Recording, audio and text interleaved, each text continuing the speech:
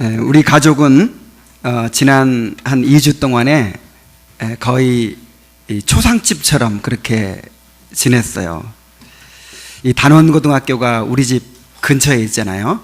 그래서 아침 저녁으로 이 학교를 오가는 학생들과 늘 마주쳤어요. 그리고 그 전날도 이제 여행 가방을 이렇게 끌고 수학여행 간다고 좋아하면서 가는 학생들을 봤습니다. 이 아이들이요, 굉장히 가난해요. 그 학교에서 우리 집이 제일 잘 산대요. 잘 사는 측에 속한대요. 그럴 정도로 다 가난한 아이들입니다. 근데 너무 또 착해요. 그래서 선생님들이 서로 오려고 한대요, 이 학교에. 특별히 이 단원고등학교는 이제 우리 다은이가 작년까지 다녔던 학교예요. 우리 다은이도 똑같은 코스로 똑같은 배를 타고 그리고 수학여행 갔다 왔어요. 그런데 1년 동안 함께 공부했던 그 후배들이 한 250명이 한꺼번에 사라져버린 거예요. 참사를 당한 거예요. 그리고 우리 다은이를 가르쳤던 선생님들이 여러분이 또 이번에 희생을 당하셨어요. 친한 친구가 동생을 잃는 것을 봤어요. 그러니까 얼마나 참 큰 충격이 되겠습니까? 그래서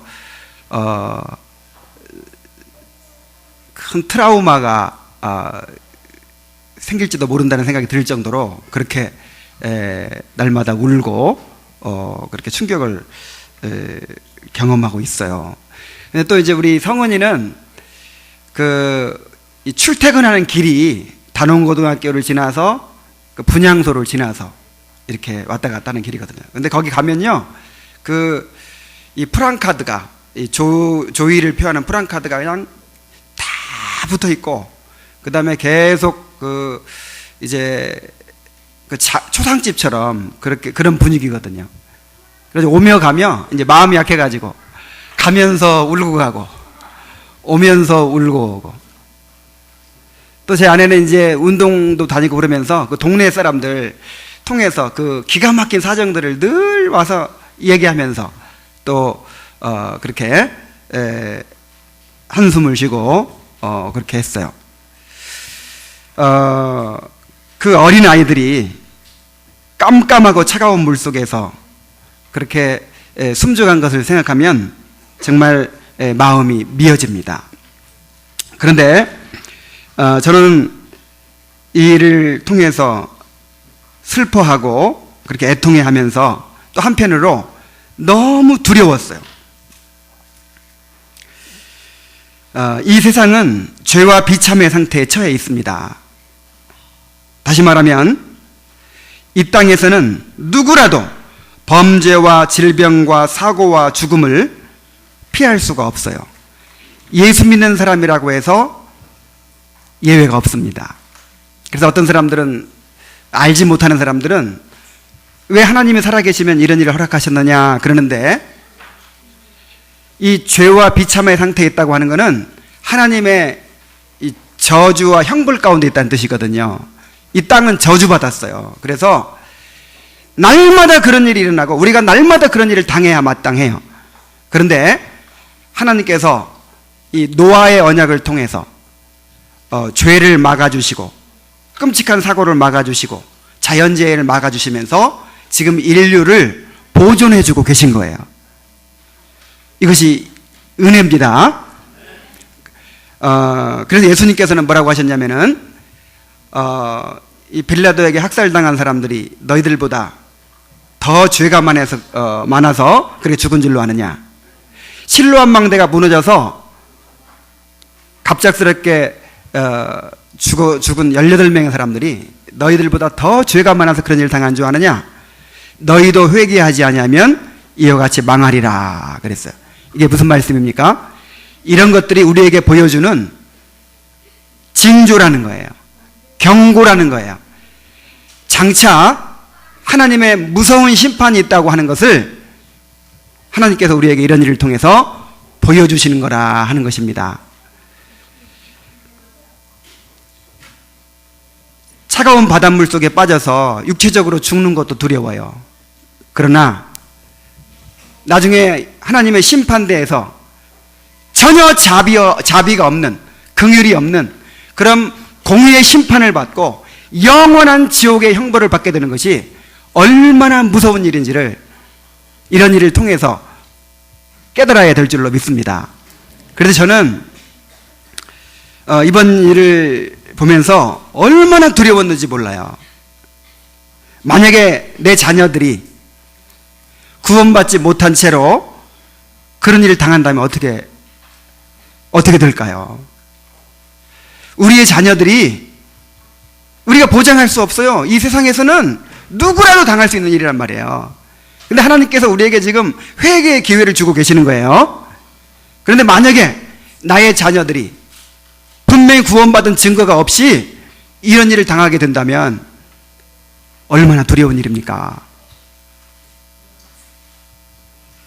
그러나 만일 우리 자녀들이 구원받은 것만 확실하다면 어떤 일을 만나든지 위로와 소망의 근거를 우리가 가질 수가 있을 것입니다. 모든 학부모들이 절망에 빠져 있는 상황에서 한 실종자의 아버지가 안산 동북교회 다니는 장로님이래요. 이제 아들 2학년 7반 김정민이라는 학생 아버지가 이제 이 쓴 글이 인터넷에서 감동을 주고 있어요. 뭐라고 썼냐면은, 요나가 물고기 뱃속에서 하나님의 계획을 깨닫고 회개하고 나온 것처럼 돌아와도 감사하고 그리 아니하실지라도 정민이가 하나님의 자녀로서 구원받는 것에 감사합니다. 이번 일을 통하여 하나님의 모든 백성들이 생사화복의 주권이 하나님께 있음을 항상 고백하고 우리의 생명이 영원하지 않음을 인식하고 잠시 있다 가는 나그네 인생 하나님의 계획 속에서 말씀과 기도의 현장, 오직 예수 그리스도의 오직 복음으로 오직 전도자의 삶을 살기를 원합니다.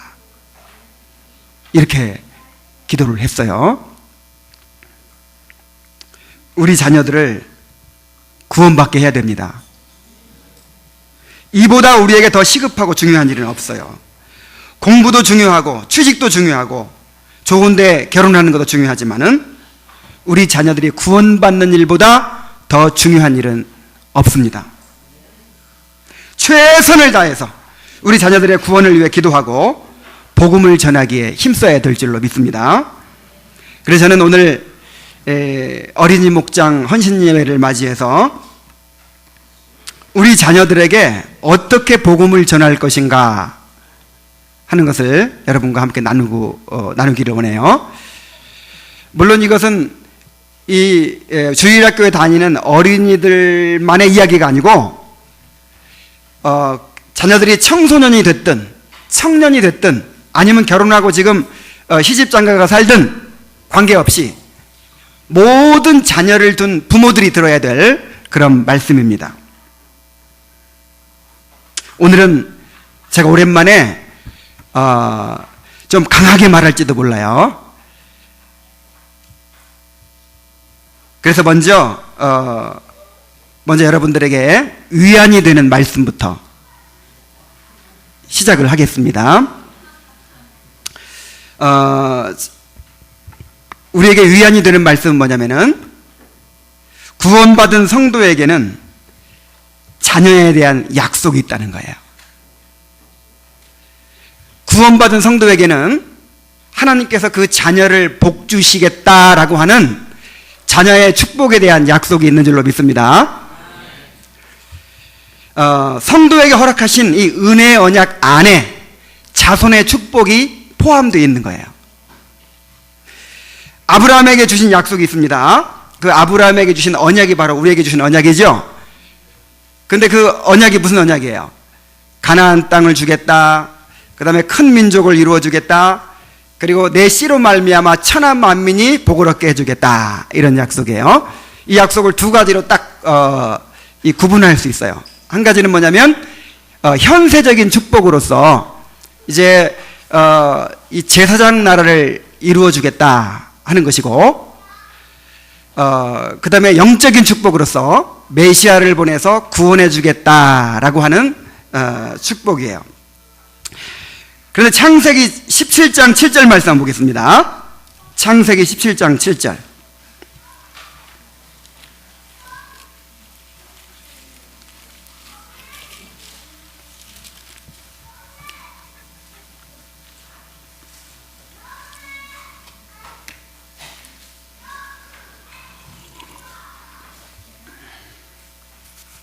자, 우리 한 목소리로 읽어보겠습니다. 시작. 내가 내 언약을 나와 너 및 내 대대 후손 사이에 세워서 영원한 언약을 삼고 너와 내 후손의 하나님이 되리라. 자, 내가 내 언약을 너와 내 후손에게, 너 대대 후손 사이에 세운다 그랬어요. 그래서 내가 너의 하나님이 될 뿐만 아니라 누구의 하나님이 되리라? 내 후손의 하나님이 되리라 그랬어요. 이 말은 무슨 말이냐면은, 이 아브라함이 받은 언약 가운데 아브라함의 후손을 복주시겠다라고 하는 언약이 포함이 되어 있다는 거예요. 그래서 이제 아브라함의 후손이, 육체적인 후손이 이 모형으로서의 현세적인 복과 또 그 실체인 이 영적인 복을 이제 함께 받습니다. 그래서 아브라함의 자손을 언약의 자손이라 그래요. 우리 한번 따라해 봅시다. 언약의 자손. 언약의 자손입니다. 그래서 이제 아브라함의 자손들은 할례를 받고 자신이 언약의 자손임을 이렇게 자기 몸에 표를 지니고 다니게 되어 있습니다. 물론 이 언약의 자손이 다 구원받는 거 아니에요. 이 할례를 받은 언약의 자손들이 자동적으로 구원받는 것은 아닙니다. 그러나 현세적인 복을 받는 것뿐만 아니라 이 구원의 복도 풍성히 받는다 이 말이에요. 구약시대에 구원받은 사람들이 대부분 누구의 자손이에요? 아브라함의 자손이에요. 아브라함의 자손. 구약시대에는 대부분 구원받는 사람들이 아브라함의 후손 가운데 나왔어요. 그래서 물론 현세적인 복도 받았지만은 영적인 복, 구원의 복도 풍성히 받은 줄로 믿습니다. 이 아브라함에게 주어진 언약은 이제 신약시대에도 동일합니다.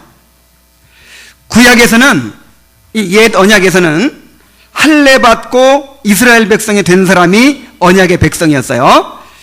그러나 이제 새 언약에서는, 신약에서는 이 모형으로서의 이 현세적인 복을 약속한 이건 끝나버렸어요. 이제 끝나버리고 이제 예수님을 통해서 온 실체, 그 영적인 복이, 그리스도 안에서 하늘에 속한 모든 신령한 복이 이제 실체로서 나타났습니다. 그래서 신약에서는 누구든지 세례받고 교회의 회원이 되면 언약의 백성이 되는 거예요. 자, 구약에서는 누가 언약의 백성? 할례 받고 이스라엘 백성이 되면 언약의 백성. 신약에서는 세례 받고 교회의 회원이 되면 언약의 백성입니다. 여기에 세례 받고 이 교회 안에 들어온 모든 사람은 다 무슨 백성이에요? 언약의 백성이에요. 물론 구약처럼 언약의 백성이 되었다 하더라도 자동으로 구원받는 거 아니에요. 세례 받은 사람이 다 구원받는 거 아니죠. 물론 구원받은 사람을 이렇게 분별해가지고 세례를 줘야 되지만은 그 인간의 분별을 한계가 있죠. 그래서 세례 받은 사람 모두가 다 구원받은 사람은 아니에요. 이 언약의 백성들이 모두가 구원받은 사람은 아니에요. 그러나 이 언약의 백성들에게는 말씀과 기도와 성령의 은혜와 모든 이 은혜의 수단들이 풍성히 주어집니다. 그래서 구원받을 기회가 풍성하게 주어지는 것입니다. 그래서 이 언약의 백성들 가운데서 구원을 받는 거예요. 그런데 이 새 언약에서도 옛 언약에서와 같이 똑같이 이 통용되는 원리가 한 가지 있는데 그게 뭐냐면 자손에 대한 복이에요. 무슨 복? 자손에 대한 복. 구원받은 성도의 자녀들이 복을 받게 돼 있어요. 무슨 복입니까? 이제 이 현세적인 복에 대한 이제 그것은 모형으로서 이제 더 이상 통용되지 않는다 그랬죠. 물론 현세적인 복을 안 준다는 게 아니고 그건 모형이에요, 모형. 이 구원받은 성도의 자손들을 복 주시겠다라고 하는 이 복은 무슨 복이냐? 구원의 복입니다. 무슨 복? 구원의 복.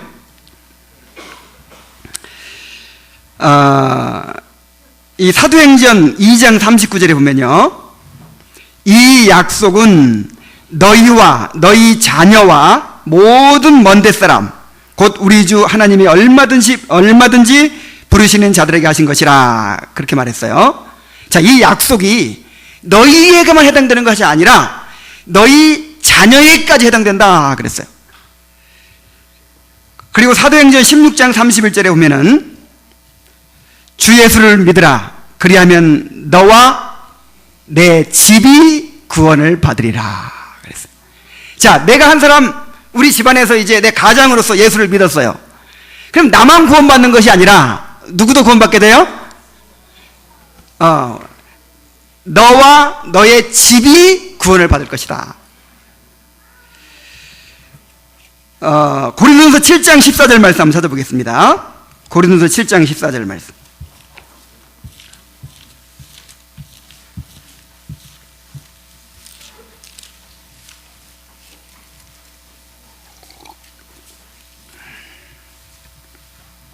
자, 함께 읽어보세요. 자, 시작. 믿지 아니하는 남편이 아내로 말미암아 거룩하게 되고 믿지 아니하는 아내가 거룩하게 되나니 그렇지 아니하면 너희 자녀도 깨끗하지 못하니라. 그러나 이제 거룩하니라. 아멘. 야, 이게 놀라운 말씀이 있어요. 집 안에서 이제 아내가 믿었든지 남편이 믿었든지 한 사람이 예수를 믿고 구원받게 됩니다. 그러면은 그 믿지 않는 아내로 인하여 남편이 어떻게 된다? 거룩하게 된다. 그리고 남편만이 아니라 그 자녀들도 어떻게 된다? 거룩하게 된다. 근데 여기 거룩하게 된다는 말이 완료형이에요. 이미 거룩해졌다 이 말이에요. 여러분 혹시 남은 가족들이 지금 교회에 안 나오고 있어도 여러분 예수 믿고 구원받은 사람이라면, 성령으로 거듭난 사람이라면 믿지 않는 남편도, 믿지 않는 아직 교회 안 나오는 자녀도 이미 거룩해진 줄로 믿습니다. 이 거룩해졌다라고 하는 말이 무슨 말이냐면 실제로 성화가 됐다, 실제로 내적으로 거룩해졌다 그런 뜻이 아니에요.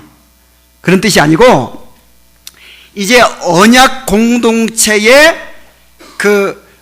축복을 누리는 사람들이 됐다 그 뜻이에요. 이 거룩해졌다는 말이 무슨 말이라고요? 언약 공동체의 축복을 누리는 사람이 됐다. 누구를 통해서? 나를 통해서. 우리 자녀들도 이제 엄마가 성령으로 거듭난 사람이라면, 또는 아빠가 성령으로 거듭난 사람이라면 그 자녀들도 이제 하나님의 그 언약의 축복을 누리는 언약의 자손이 되는 거예요. 그래서 신약 시대에는 한쪽이라도 거듭난 부모가 낳은 자녀는 언약의 자손이라 이렇게 부릅니다. 무슨 자손? 이 구약 시대와 마찬가지로 아브라함의 자손, 언약의 자손이라고 해서 다 자동으로 구원받는 건 아니라 그랬죠. 그래서 언약의 자손이라고 해서 자동으로 구원받는 것은 아니에요. 그러나 이 언약의 자손이라는 말은 그 하나님의 언약을 통해 주어지는 축복들, 복음이 전파되고, 그 다음에 성령께서 역사하시고, 그 다음에 하나님의 임재가 있고, 이런 그 언약 공동체의 축복을 받는 사람들이 되었다 이 말이에요. 그러니까 자동적으로 예수 믿는 부모 밑에 태어난 아이들은 자동적으로 다 구원받는다, 그건 아니지만은 구원받을 가능성이 많아요, 적어요? 많다 이 말이에요. 그러니까 이런 약속이에요. 정말 내가 이제 하나님의 자녀가 되면, 성령으로 거듭나서 하나님의 백성이 되면요, 그 사람은 이제 그 집안에 제사장이 되고 선지자가 되고 왕이 되는 거예요. 그래서 그 집안이, 그 가정이 이제 이 언약 공동체의 은혜를 함께 누리게 돼요. 그래서 성령으로 거듭난 사람, 하나님의 백성이 된 사람들의 자손들이 복을 받아요. 자손들 가운데 구원받은 사람들이 많이 나오게 된다 이 말이야. 물론 불신자들도 하나님께서 구원하십니다. 그러나 하나님께서는 특별히 경건한 부모를 통해서 그 자녀들을 구원하시고 하나님의 백성들을 얻고자 하시는 것입니다.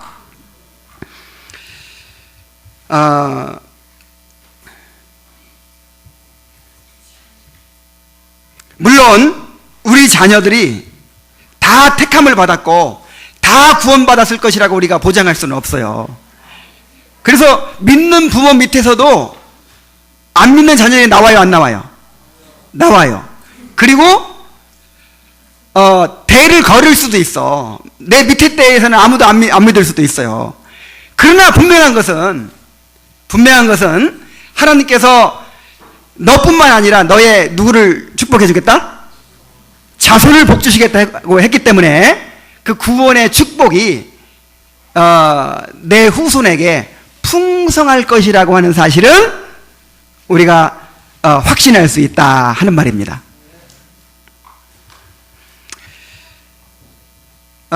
이 어거스틴이 구원받은 것을 한번 생각해 보세요. 어거스틴이. 자, 어거스틴 집안에 누가 예수를 믿었어요? 어머니 모니카 하나가 믿었어요. 그런데 어렸을 때는 어머니 따라서 교회를 잘 나갔거든요. 근데 조금 자라더니 뛰쳐나갔어요. 그래서 이단에도 빠지고 온갖 이 쾌락에 빠져가지고 타락해버렸어요. 그래서 영영 잃어버린 줄 알았어요. 그런데 그 어머니의 끈질긴 기도와 또 간구를 들으시고 하나님께서 어거스틴을 구원해 주셨어요.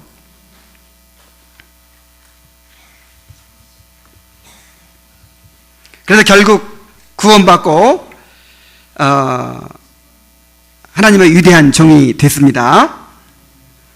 그래서 우리가 소망을 가져야 돼요.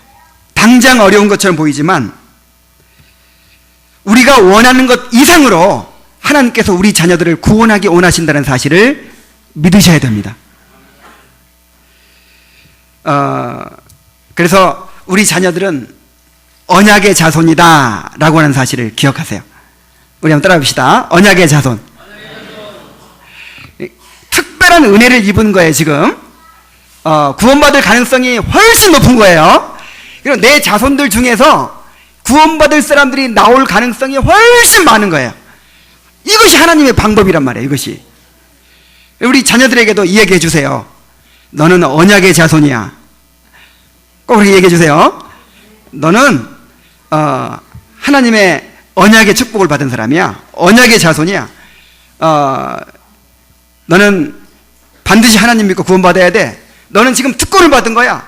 너는 하나님의 복음을 들을 기회가 있고 너에게는 나를 통해서 기도의 은혜가 있고 그 다음에 성령께서 끊임없이 너에게 역사하고 계시고 그래서 너에게는 다른 사람에게 주어지지 않은 이 언약 공동체의 축복, 언약의 자손의 축복이 있어. 그래서 너는 꼭 예수 믿고 구원받아야 돼. 이렇게 우리 자녀들에게 말씀해 주시기 바랍니다. 우리 소망을 가져야 돼요. 우리 자녀들에게 뭐가 있다? 소망이 있다. 약속이 있다. 하나님은 믿는 자의 자손들을 구원하기를 기뻐하신다 라고 하는 사실을 믿으시기 바랍니다.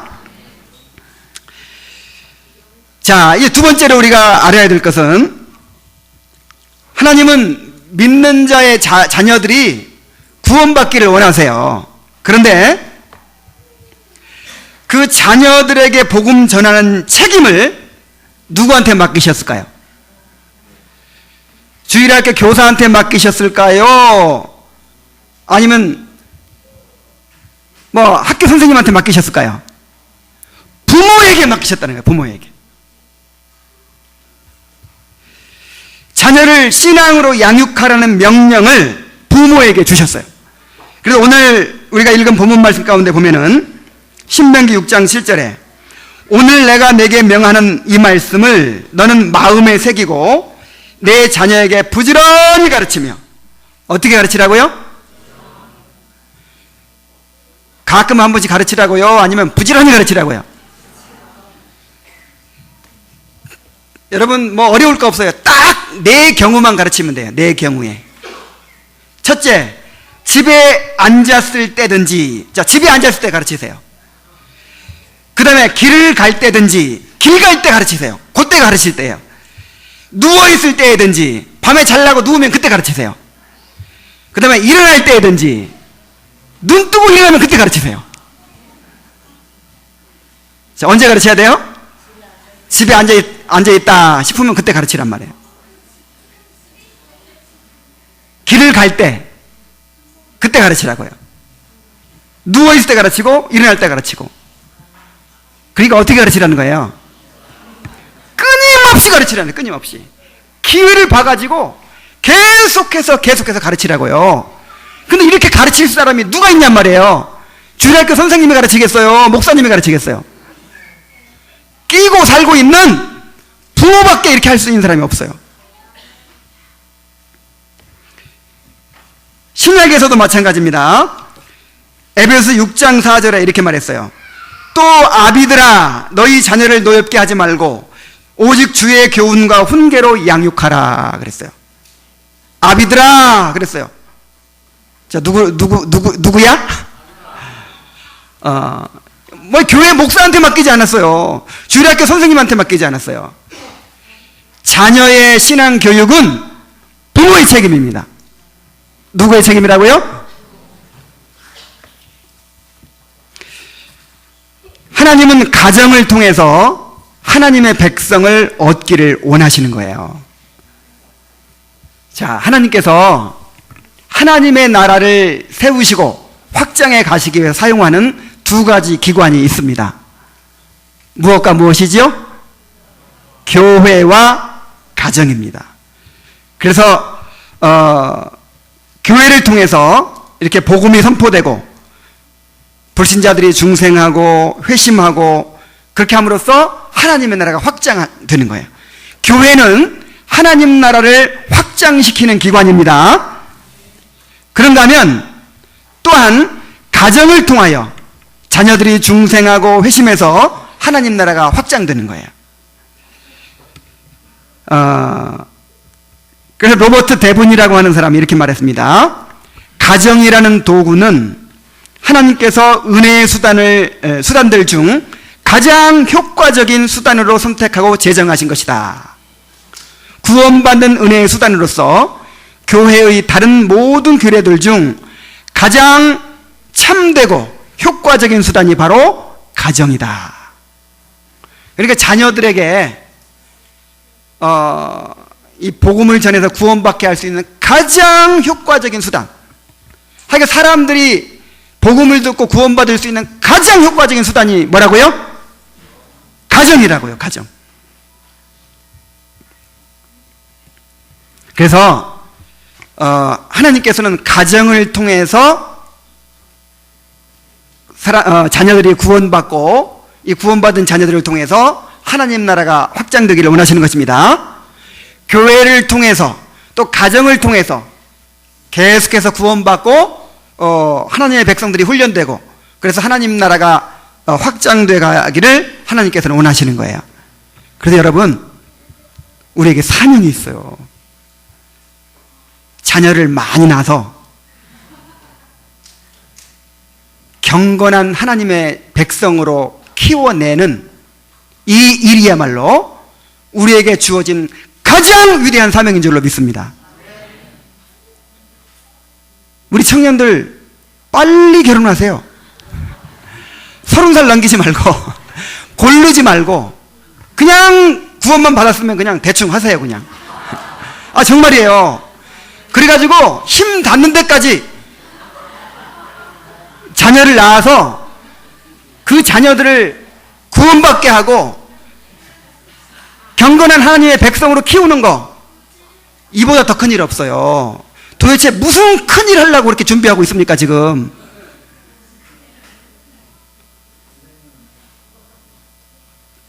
둘 만나서 잘 기르려고 하지 말고, 둘 만나면 생육하고 번성할 수가 없잖아요. 최소한 셋 이상은 나야 생육하고 번성하라는 하나님의 명령이 성취되는 거예요. 그래서 둘 낳고 그만둔 사람들은 다 회개하셔야 돼요. 정말이에요. 저도 둘밖에 안 됐지만은 두 아이를 잃어서 그렇지,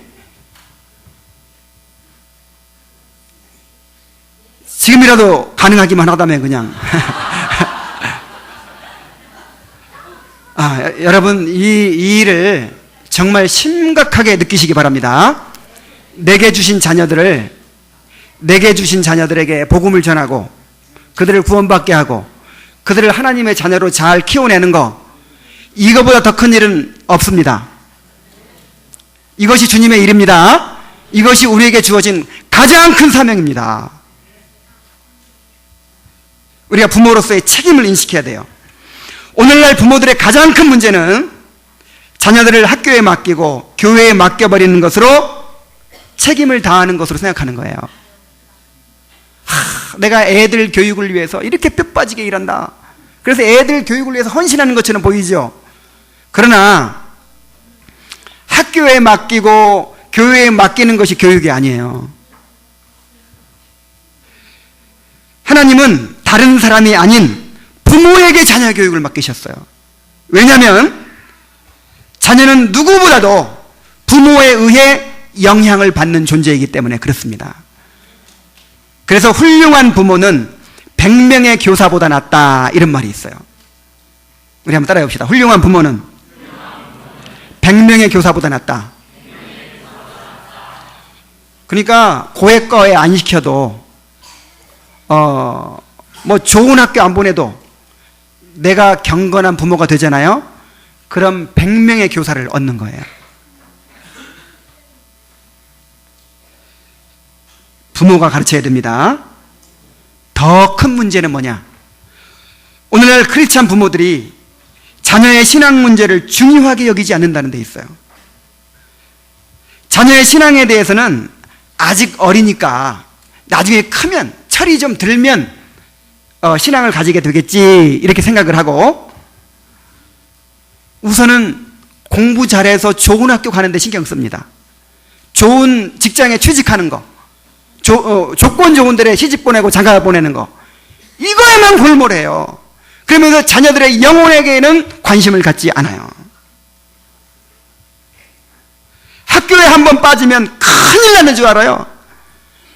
갑자기 아이가 한번 그렇게 해보세요. 나 오늘 학교 가기 싫어. 그러면서 안 가보세요. 그러면 난리 나죠?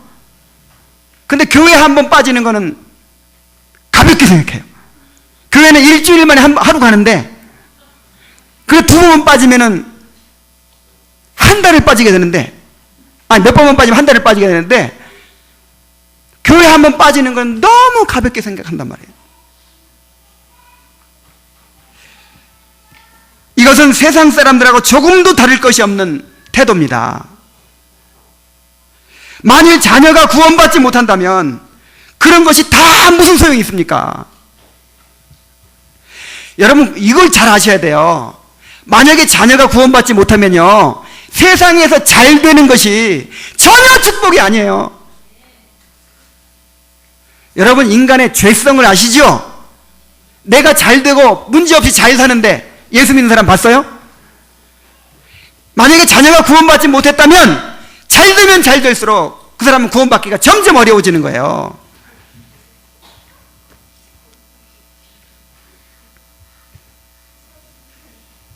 그러나 중생하고 회심한 것이 확실하다면 세상에서 성공하지 못해도, 잘 살지 못해도 우리는 안심할 수 있습니다. 왜냐하면 그런 것들은 모형이에요. 다 모형. 이 땅에서 누리는 축복은요, 하나님께서 영원한 복의 모형으로 주신 것들이에요. 이 모형은 불완전해요. 모형은 언젠가는 다 이제 벗어버릴 거예요. 진짜 중요한 것은 그 실체적인 복, 그리스도 안에서 하늘에 속한 모든 신령한 복인 줄로 믿습니다. 이것만 확실히 소유했다면 좀 못 살면 어때요? 좀 고난당하면 어때요? 하나님께서 모든 일에 합력하여 선을 이루어 주신다고 했는데, 하나님의 자녀들은 성령께서 그의 삶을 이끌어 가신다고 했는데 무슨 걱정이에요?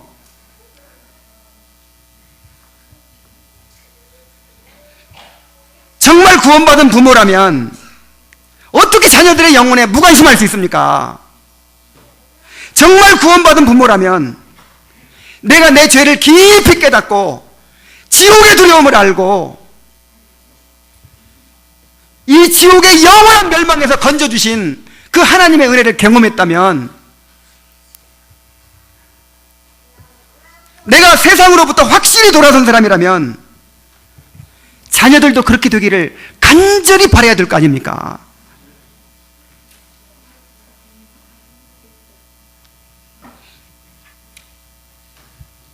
리차드 매더라고 하는 분이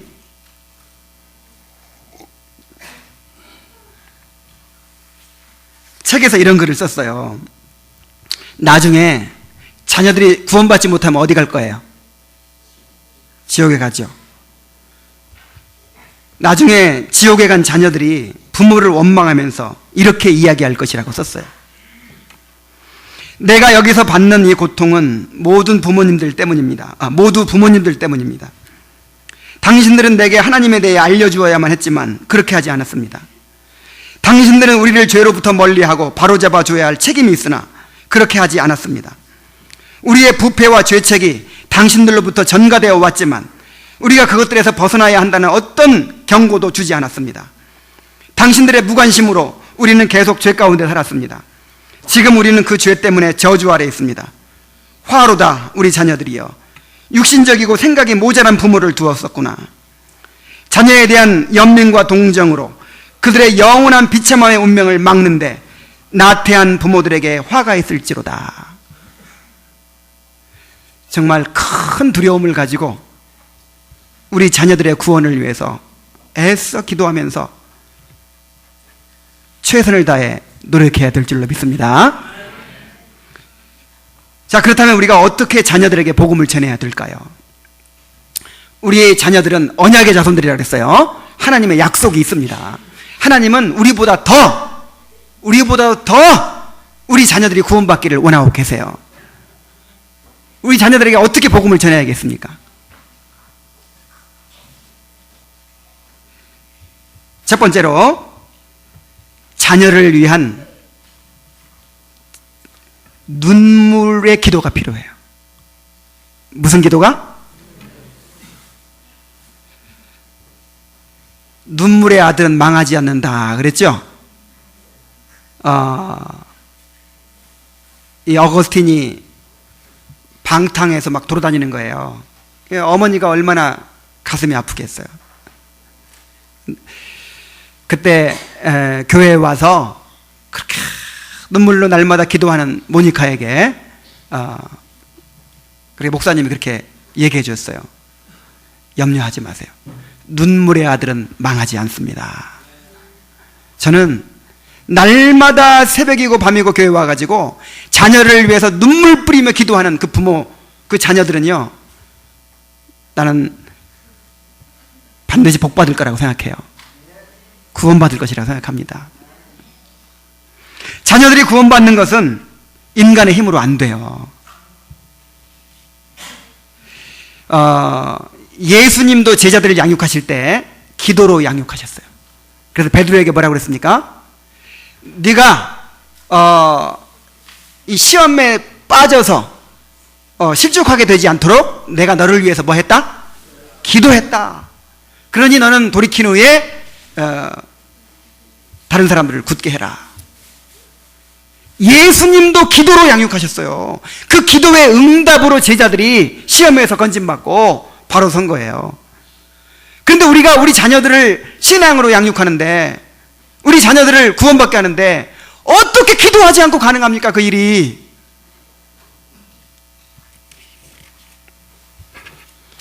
이 토마스 브룩스라고 하는 사람은 이렇게 얘기했습니다. 기도 없는 가정은 하늘의 온갖 비바람과 폭풍 위에 그대로 노출된 지붕과 같다. 그래서 좋은 아파트 사서 애들 편안하게 살게 해주는 것이 중요한 게 아니에요. 영적으로 좋은 집을 지어줘야지. 그래서 아무리 좋은 아파트에서 아이들 편안하게 살게 해줘도 기도가 없는 가정, 그 부모가 자녀를 위해서 기도하지 않는 가정은 마치 지붕이 없는 집과 같다는 거예요. 찬바람 들어오지요, 눈보라치지요, 온갖 비바람이 몰아치는 그런 집에다가 아이들을 두는 거나 똑같아요. 마귀의 유혹에서 건질 수가 없어요. 이 세상의 악한 세대의 영향에서 그 아이를 지켜낼 수가 없어요.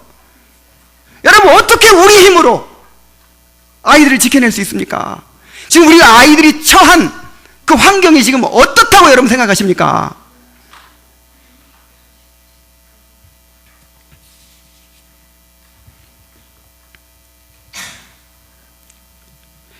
자녀들을 신앙으로 양육하려고 한번 해보세요. 그게 안 하니까 기도의 필요성이 안 느껴지는 거예요. 한번 시도해보세요. 가정예배를 드리고 한번 복음을 전하려고 해보고 가르치려고 해보세요. 되던가요? 얼마나 어려운 일입니까? 내 힘으로 됩니까? 이렇게 자녀를 신앙으로 양육하려고 애를 쓰는 사람은요, 정말 자녀가 구원받지 못한 것에 대해서 두려워하면서 그렇게 애태우는 사람들은요, 기도하지 않을 수 없어요.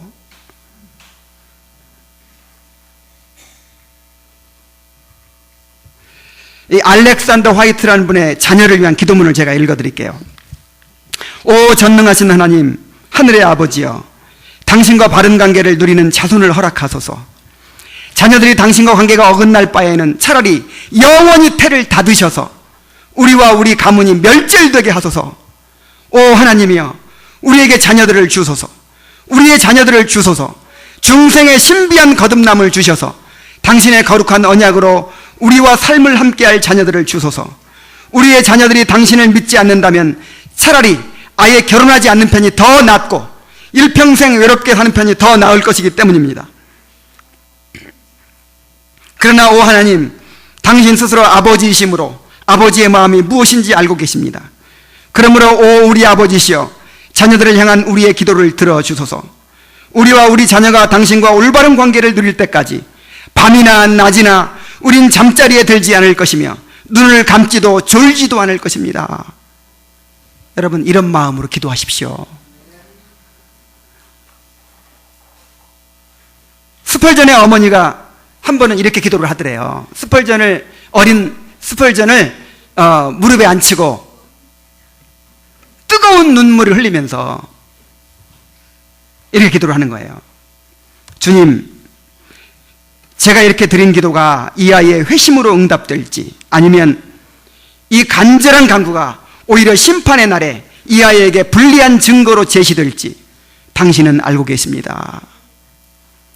내 힘으로 안 된다는 걸 아니까 내 기도가 응답돼가지고 이 아이가 구원받을지, 아니면 나중에 너는 어머니가 그렇게 복음을 전하고 기도했는데 왜 복음을 받아들이지 않았느냐 하는 그 심판의 증거로 사용이 될지 너무 두려운 거예요. 그 애타는 마음으로 눈물을 흘리면서 기도를 했어요. 그 뜨거운 눈물이 얼굴로 막 떨어지면서 그 어머니의 그 말이 마음 깊이 박혔어요. 그래서 스펄전이 나중에 어머니의 기도가 나중에 내 심판대 앞에 섰을 때 심판의 증거로 쓰여질지 모른다는 그 두려움 때문에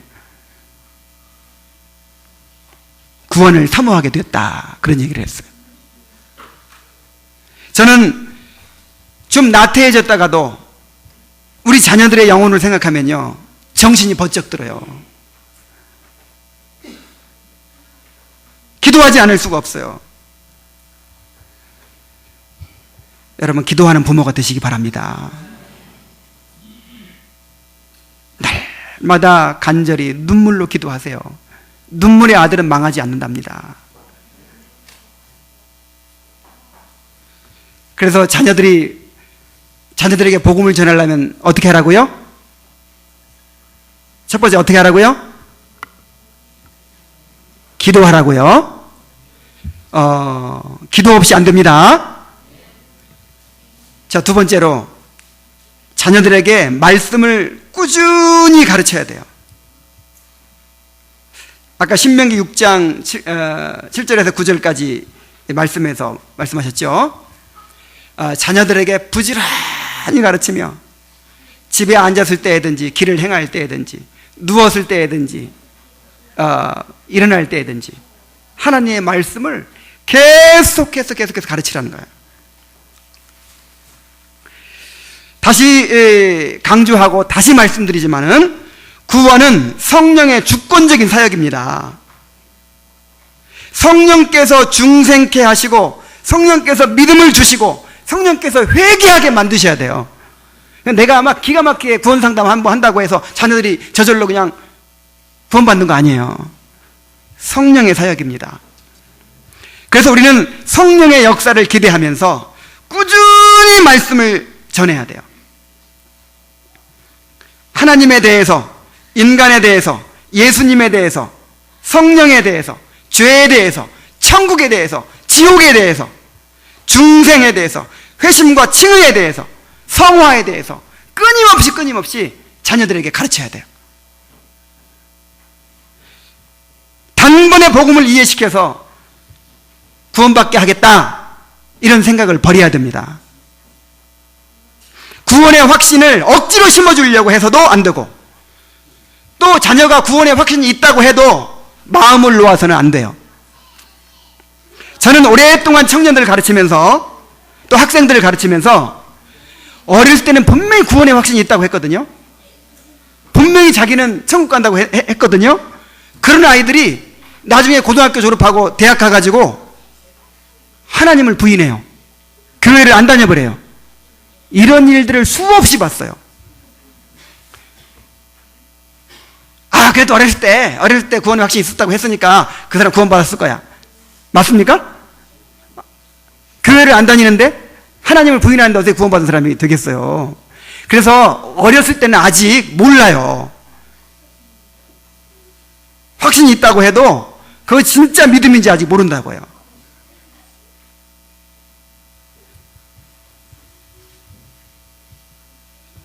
구원은 하나님의 주권적인 은혜이기 때문에 똑같이 복음을 전해도 사람마다 구원받는 시기가 다 다릅니다.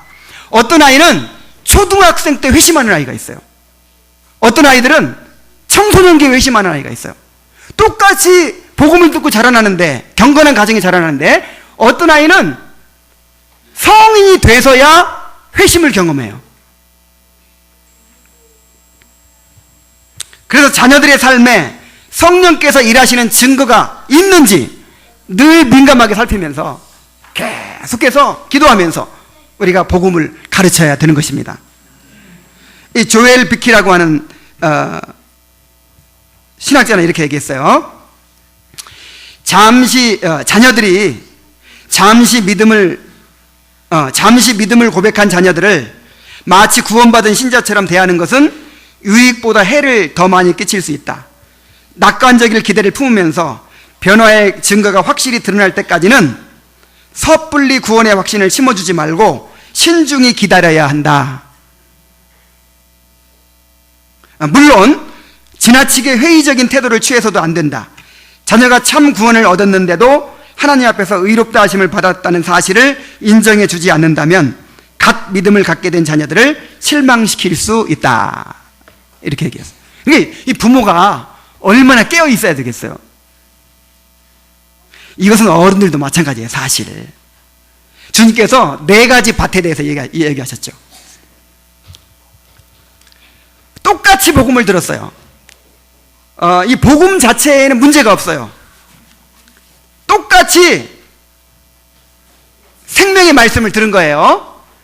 그런데 어떤 씨앗은 돌밭에 뿌려지고, 어떤 씨앗은 가시덤불밭에 뿌려지고, 어떤 씨앗은 옥토밭에 뿌려졌어요. 돌밭에 뿌려진 씨앗은 즉시 기쁨으로 받았다 그랬어요. 그러니까 깨닫고 아멘 하고, 아 이제 내가 이제 믿는다고 하고 막 간증하고 막 그렇게 했겠죠.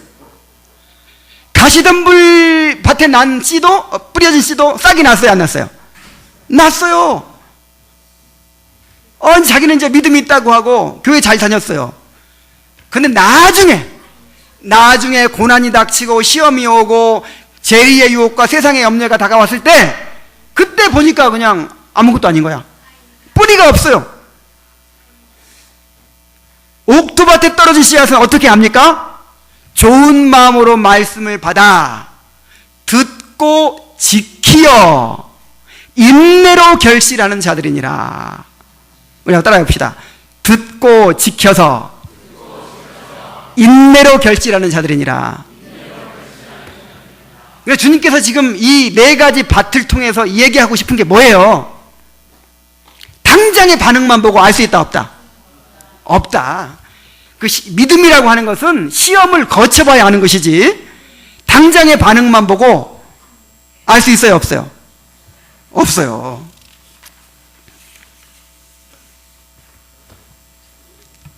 계속해서 하나님의 말씀을 계속해서 가르쳐야 될 줄로 믿습니다. 그럼 어떻게 가르쳐야 될까요? 이 세 가지 방법만 제가 말씀드릴게요. 한 가지는 가정예배를 통해서 가르치세요. 가정예배를 통해서. 이 경건한 가정은 원래는 매일 가정예배를 드려야 되는 거예요. 매일. 지금도 그렇게 하는 가정들이 있더라고요. 나는 없는 줄 알았는데 매일 가정예배를 드려요. 근데 매일 드리는 것도 부족해가지고 아침에 드리고 저녁에 드리는 가정도 있대요. 아침에 학교 가기 전에 예배 드리고, 학교 갔다가 애들 오면 애들 데리고 또 예배를 드리는, 있어요. 야, 그것이 얼마나 지금 어려운 일입니까? 아침에 얼굴 보기도 힘드는데. 그래서 정 안 되면 일주일에 한 번이라도 가정 예배를 드리세요. 그래서 이 가정의 이 아버지는요, 가정의 선지자요, 제사장이요, 왕으로 부름받은 거예요. 그래서 이 가정은 교회와 같아야 돼요. 그래서 가정 예배를 통해서 계속해서 말씀을 전해야 돼요.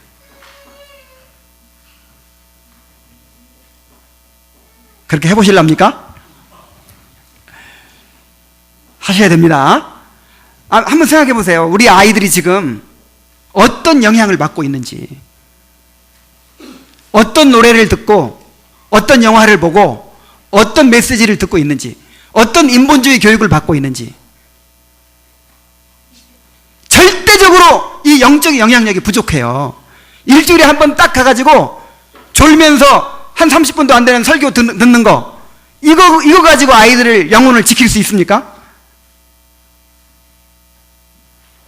가정 예배를 통해서 계속해서 말씀을 가르쳐야 돼. 그래서 일주일에 한 번씩 하다가 이제 잘 된다 싶으면 하루에 한 번씩 하세요. 그것도 잘 된다 싶으면 아침 저녁으로 하세요. 그 다음에 두 번째 방법이 뭐냐면 경건한 대화예요. 경건한 대화. 그러니까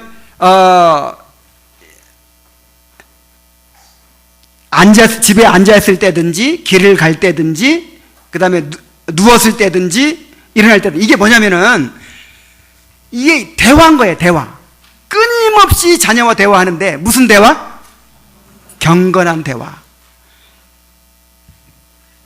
맨날 성경 읽어라, 교회 가라 그러지만 말고, 할 말이 없으니까 맨날 그런 말만 하죠.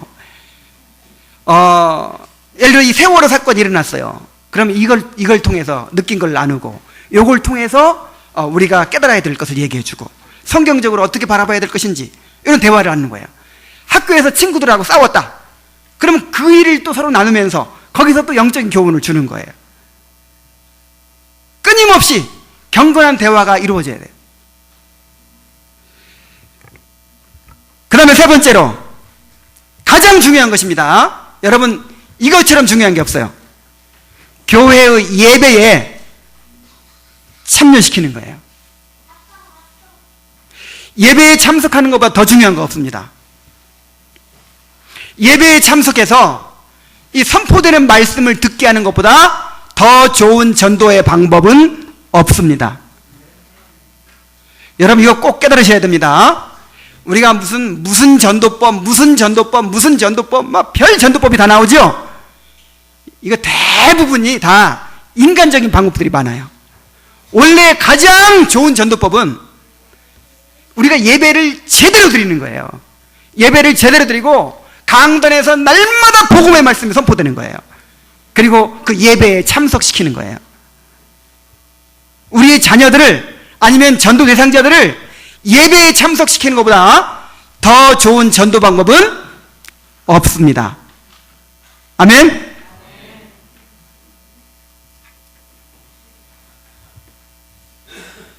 자, 여기까지 들으니까 어떤 생각이 드세요? 아, 이제 그렇게 한번 해봐야겠다 그런 생각이 듭니까? 아니면 그냥 확 좌절이 됩니까? 야, 이게 보통 일이 아니구나. 야, 이거 할 수 있겠나?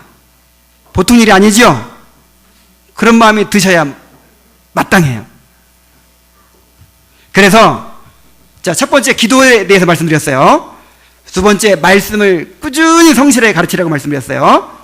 세 번째가 뭐냐면, 가장 중요한 것이 부모가 신앙의 본이 되는 것입니다.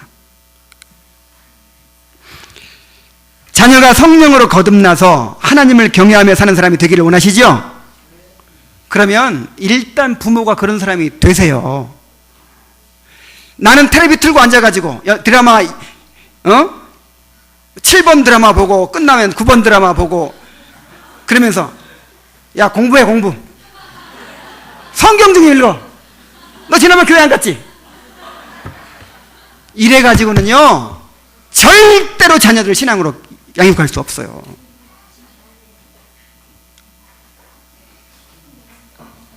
부모가 먼저 하나님을 알아가면서 하나님을 즐거워하는 사람이 돼야 돼요.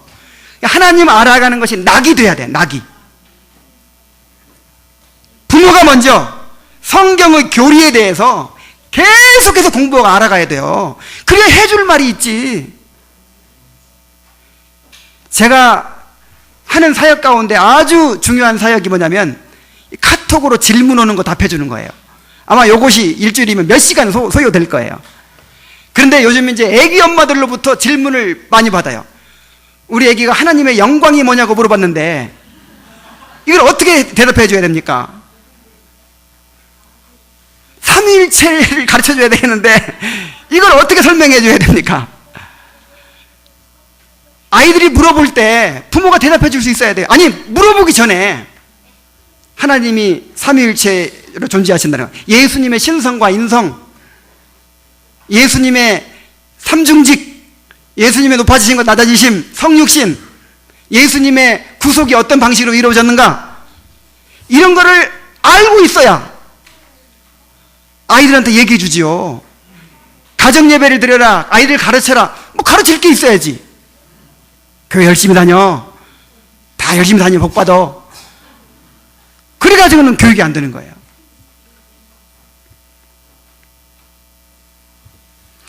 부모가 말씀을 즐거워하고 목사를 존경하고 교회를 사랑하고 예배를 간절히 사모하는 그런 사람이 먼저 돼야 됩니다.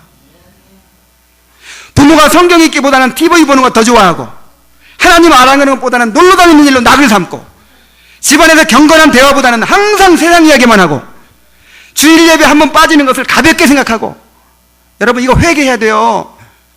여러분 주일 예배 한번 빠지는 것을 정말 큰일 나는 걸로 여겨야 돼요. 물론 우리 사람인지라 어쩔 수 없이 빠질 때도 있을 수 있어요.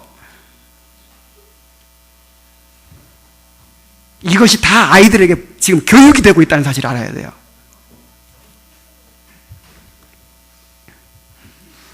그러면서 아이들 주일학교에만 보내면 아이들이 신앙이 들어가겠습니까? 이 조엘 비키라고 하는 사람은 부모가 자녀들의 구원을 막는다 그랬어요. 그래서 자녀들의 구원을 막는 부모 해가지고 이런 부모들이 자녀의 구원을 막는 부모라 이렇게 얘기를 했는데, 내가 지금 자녀의 구원을 막는 부모가 아닌지 한번 보세요. 첫째, 예수님께 나아가지 않는 부모. 이게 무슨 말이냐면 끊임없이 주님과 교제하고 끊임없이 주님을 찾는, 이러지 않으면 아이들이 어떻게 배우겠냐 이 말이에요.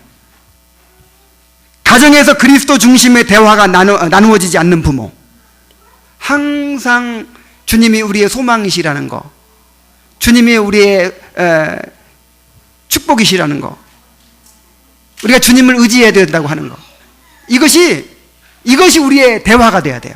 네. 우리의 마음에 가득한 것이 입으로 나오죠? 그래요, 안 그래요? 마음에 가득한 것이 입으로 나옵니다. 그래서 여러분의 마음에 주님이 가득하다면 늘 뭐가 나와야 돼요? 네. 주님에 대해서 나와야 돼요. 그래서 화제가 늘 경건한 대화가 돼야 돼요. 그래야 아이들이 은연중에 영향을 받는 거예요. 아이들은 가르치는 대로 되지 않고 보여주는 대로 됩니다. 세 번째, 자녀의 구원을 가로막는 부모, 정직하게 살지 않는 부모. 항상 내가 하나님 앞에서 산다고 하는 이런 생각이, 이런 태도가 자녀들한테 하나님을 보여주는 거예요. 그런데 아이들 볼 때 부모가 정직하게 행하지 않는 거예요. 위선적으로 행하는 거예요. 이거는 자녀의 구원을 막는 것입니다. 그리스도와 그분의 교회를 사랑하지 않는 부모, 하나님을 믿지도 그분의 약속을 굳게 붙잡지도 않는 부모, 특별히 영적인 일에 무관심한 부모. 그래서요, 지금 오늘날 세속화됐다 그런 말 하죠? 세속화가 무엇입니까? 이 그리스도인들이요, 세상 사람처럼 살아가는 걸 보고 세속화라 그래요. 오늘날 그리스도인들이 세속화가 됐어요. 그래서 주일날 교회는 오지만은, 봉사에는 참여하지만 일상생활 속에서 경건한 대화가 나누어지지 않아요. 마음속에 주님을 향한 뜨거운 사랑이 없어요. 말씀에 갈급하고 하나님의 은혜를 사모하고 날마다 죄와 싸우고 정말 거룩함을 위해서 몸부림치는 이런 경건이 없어요. 근데 이것이 너무 당연하게 지금 받아들여지고 있어요. 이 세속화가 너무 당연한 거예요. 이게 정상적인 신앙인 줄 알아요. 그래서 오히려 그리스도인들 집안에서 자란 아이들이 오히려 교회를 떠나고 있어요, 지금. 원래 약속은 뭡니까? 믿는 부모 밑에서 자라는 아이들이 구원의 은혜를 더 풍성히 받아서 구원받도록 하나님께 약속하셨죠. 근데 오늘날 어떻습니까? 오히려 크리스찬 집안에서 자라는 아이들이 떠나는 경우가 많잖아요. 그래서 정말 자녀들을 신앙으로 잘 양육하려면요, 이 세속화에서 벗어나야 돼요. 경건한 부모가 돼야 돼요. 경건한 부모. 이제 말씀을 맺겠습니다. 자녀를 신앙으로 교육하는 것은 결코 쉽지 않습니다. 왜 쉽지 않습니까? 자녀를 통해서 하나님은 우리를 보게 하시는 거예요. 우리를 깨뜨리시는 거예요. 일주일에 한 번씩 예배를 드리려고 해도요, 그게 또 어려워요. 정말 그래도 부부관계가 또 좋아야 돼. 싸웠다 하면 그거 돼야 돼요. 또 아이들 관계도 좋아야 돼. 이거 텔레비 보는 거 이거 포기해야 돼. 정말 이 일을 통해서요, 자녀들을 위해서 기도하고 자녀들에게 복음을 전하고 자녀들을 신앙으로 양육하려고 하는 이 일을 통해서 하나님은 우리를 보게 하시고 우리를 깨뜨리시고 우리를 빚어가시는 것입니다. 왜 쉽게 안 변하겠어요? 왜? 더 기도하게 하시는 거예요. 더 우리가 하나님 앞에 바로 서게 하시는 거예요. 더 회개하도록 하시는 거예요. 이 세속적인 태도를 이제 벗어버리고 정말 이 시대에 경건한 그런 그리스도인들이 되게 하시는 거예요. 그렇게 돼야만 우리 자녀들에게 말할 수 있어요.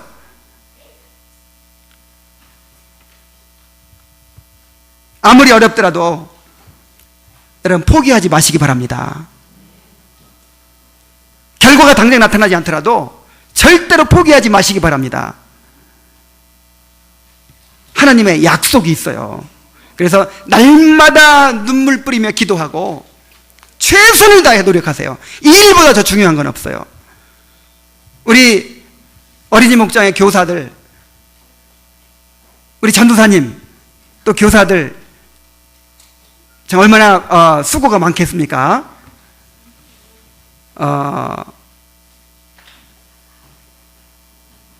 제가 우리 아이들에게도 성경의 교리를 좀 가르쳐야 된다고 그러면 아이고 한번 와서 설교를 좀 해보라고. 내가 왜 모르겠어요.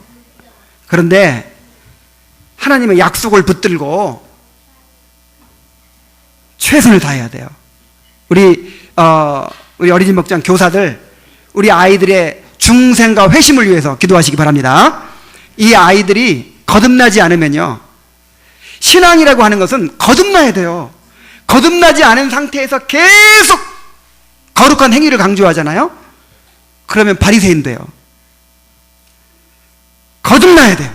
그래서 우리 정말 이 거듭날 수 있도록, 성령으로 거듭난 아이들이 될 수 있도록, 회심할 수 있도록 그렇게 계속해서 복음을 전하면서 기도하시기 바랍니다. 힘들고 어려울지라도 이 일을 통해서 지금 하나님께서 나를 빚으시고 나를 보여주시고 나를 키워가고 계신다는 사실을 기억하시기 바랍니다. 하나님의 약속을 붙들고 우리 언약의 자손들에게 복음을 전할 수 있는 그런 부모가 되고 그런 교사들이 될 수 있기를 바랍니다. 네, 기도하겠습니다. 하나님 아버지, 우리에게 귀한 약속을 주셔서 감사드립니다. 이 세상이 아무리 악하고 마귀의 권세가, 세상의 악한 영향력이 아무리 홍수처럼 휩쓸어가고 있더라도 우리에게는 하나님의 약속이 있습니다. 모든 남자아이를 다 죽이는 그런 상황 속에서도 모세를 보존하신 하나님 아버지, 이 언약의 자손들을 보존하여 주시옵소서. 중생하고 회심하게 하시고 하나님의 거룩한 백성으로 자라갈 수 있도록 인도하여 주시옵소서. 우리 부모들을 축복해 주시고 정말 언약의 자손들에게 복음을 잘 전하는 부모가